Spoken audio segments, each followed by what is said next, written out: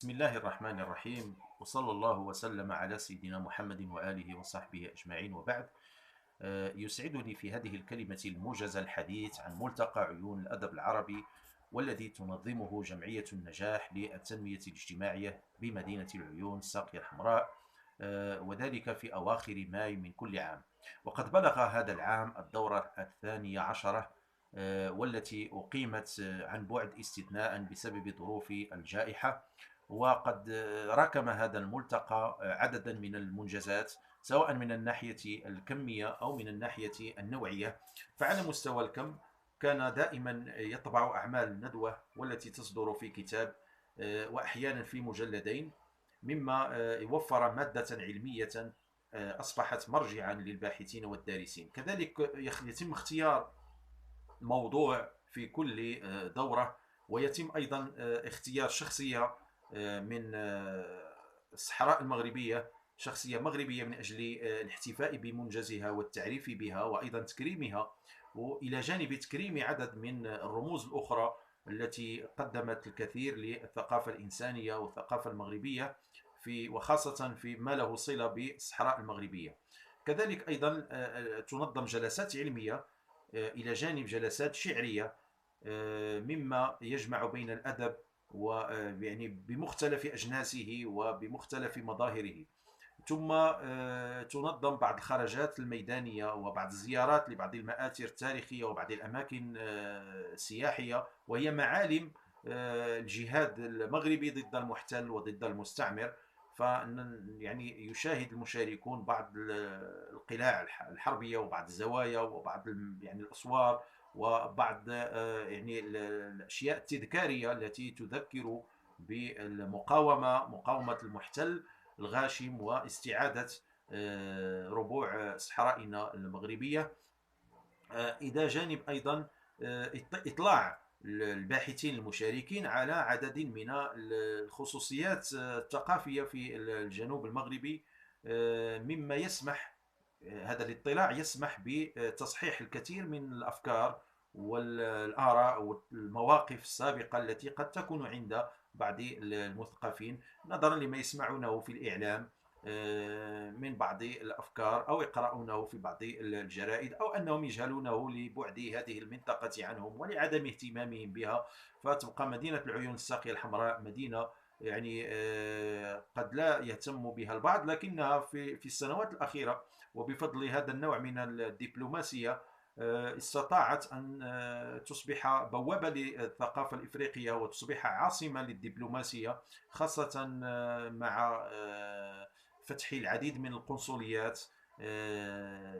يعني الإفريقية أساسا والعربية أيضا، بعض سفاراتها بهذه المدينة، مدينة العيون، وأيضا مدينة الداخلة. ملتقى عيون الأدب العربي يدخل ضمن هذا السياق، سياق التعريف بالهوية وبالثقافة المغربية وبالصحراء المغربية، وأيضا من أجل أن يدافع عن وحدة ترابية للمملكة. فهذا الدور الهام الذي بذله والذي يعني نجح فيه، لأنه بفضل هذا الملتقى عندما نؤرخ للمشاركين والسير الذاتية والعلمية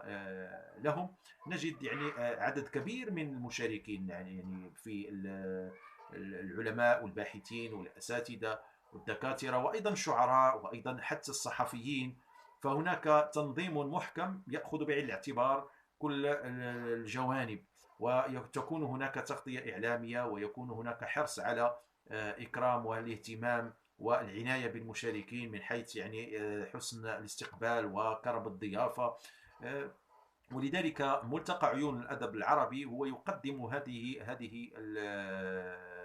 الفائدة للمملكة المغربية، إيمانا بالواجب، واجب المثقف في خدمة الوطن، وإيمانا بهذه القوة الناعمة، أو بهذا التأثير الدبلوماسي الذي يؤثر في الأرواح وفي النفوس ويغير الكثير من الأفكار دون الحاجة إلى أي يعني كلام كثير، أو إلى أي جدال، أو إلى أي حرب. فمعلوم أن الدبلوماسية الثقافية عادة ما تمهد لانتصارات سياسية، وعادة ما تخدم قضايا الأمة الكبرى، وتحاول أن تخلق جسورا من التواصل ومن الإخاء والمودة.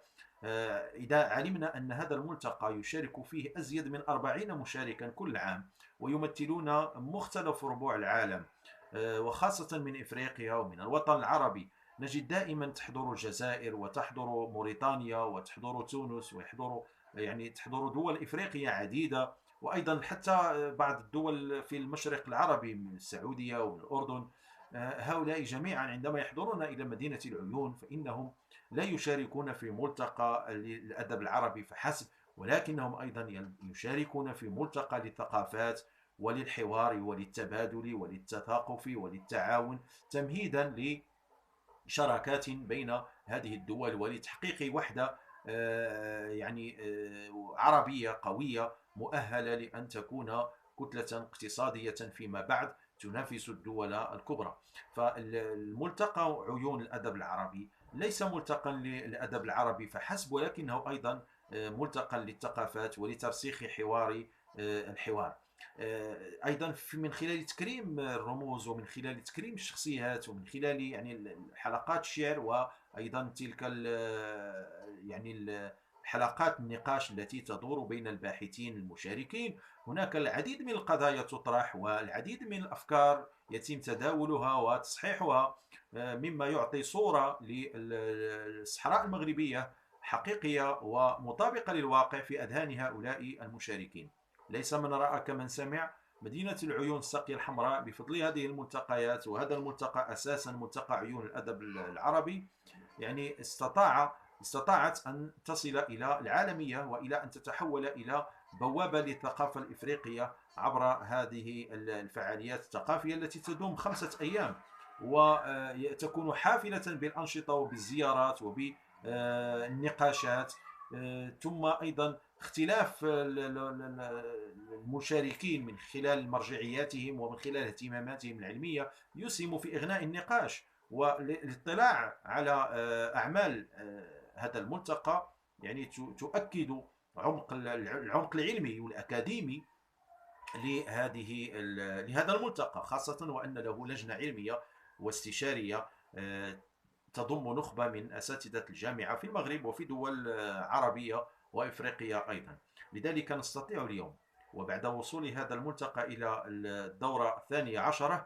أن نقول بأنه أصبح الآن مؤسسة قائمة بذاتها، وأنه ينبغي إيلاؤه العناية اللازمة، وينبغي تحويله إلى قطاع منتج للأفكار، وإلى قطاع ينعش السياحة بالأقاليم الجنوبية، ويحقق ذلك التقارب بين دول الجوار وخاصة الدول الصديقة والشقيقة للمغرب كالجزائر وموريتانيا وليبيا وتونس وغيرها من الدول التي تشترك معنا في شمال إفريقيا، ونترقب وحدة سياسية مثلما حقق الملتقى وحدة ثقافية ووحدة إنسانية. فالقاعة الكبرى لقصر المؤتمرات تشهد دائما تلك الجلسات التي كل مشارك يمثل بلده، وهناك أعلام وطنية لكل الدول المشاركة، مما يجعل الصورة صورة متكاملة لنوع من أنواع الوحدة التي ينبغي أن تسود، ونوع من الأمن والاستقرار والتعاون والتواصل والتفاهم الذي نجح ملتقى عيون الأدب العربي في تحقيقه وترسيخه. فهو جدير بالاهتمام وجدير بالعناية. تنظمه جمعية النجاح للتنمية الاجتماعية، والتي بإمكانيات خاصة وبإمكانيات ليست كبيرة مثل ما تملكه بعض المؤسسات الكبرى، ومع ذلك استطاعت بفعل وطنية أعضائها وبفعل تفانيهم وجديتهم وإبداعهم أيضا في التنظيم استطاعوا أن يحققوا هذه القفزة الثقافية لملتقى يؤثر في صورة مدينة، ثم في صورة منطقة بأسرها، وفي صورة دولة ليخدم القضايا الكبرى للأمة المغربية، وخاصة قضية الصحراء المغربية في ووحدة هويته وترابه تحت القيادة الرشيدة لمولانا أمير المؤمنين محمد السادس نصره الله وأيده، وهو الذي دعا إلى تقوية وترسيخ الدبلوماسية الثقافية لتضاف إلى الجهود السياسية الأخرى التي تبذلها مختلف المؤسسات والمراكز البحثية والجامعات وكل الأفراد يعني الغيورين المغاربة الذين يعني تهمهم وحدة الوطن والاستقرار والأمن والمزيد من الرخاء والمزيد من العطاء العلمي والأدبي والإنساني بشكل عام. لعلي أكتفي بهذا القدر، وربما تأتي الفرصة مستقبلا للحديث عن المزيد من التفاصيل الأخرى التي يضيق الآن عن ذكرها الحيز الزمني القصير. شكرا جزيلا، والسلام عليكم ورحمة الله تعالى وبركاته.